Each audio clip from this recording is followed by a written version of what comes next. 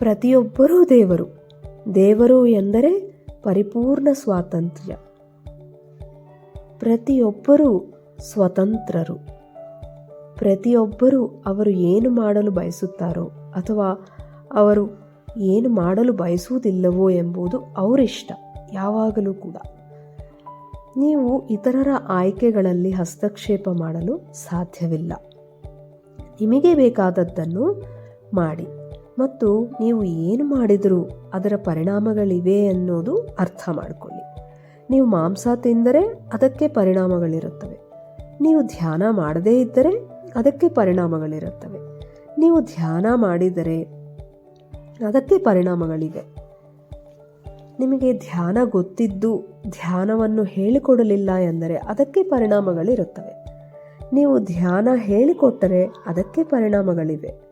ಪರಿಣಾಮಗಳು ಯಾವಾಗಲೂ ಇರುತ್ತವೆ. As you sow you reap. ಇದೊಂದು ಲಾ. ನೀವು ಬಿತ್ತಿದಂತೆ ನೀವು ಕೊಯ್ಯುತ್ತೀರಿ. ಇದು ಇನ್ನೊಂದು ಕಾನೂನು. ನೀವು ಏನನ್ನು ಕೊಯ್ಯುತ್ತೀರೋ ಅದು ನೀವು ಬಿತ್ತಿದ್ದನ್ನು ಅವಲಂಬಿಸಿರುತ್ತದೆ. ಇದನ್ನು ಅರ್ಥ ಮಾಡಿಕೊಳ್ಳಿ ಫ್ರೆಂಡ್ಸ್. ಧನ್ಯವಾದಗಳು.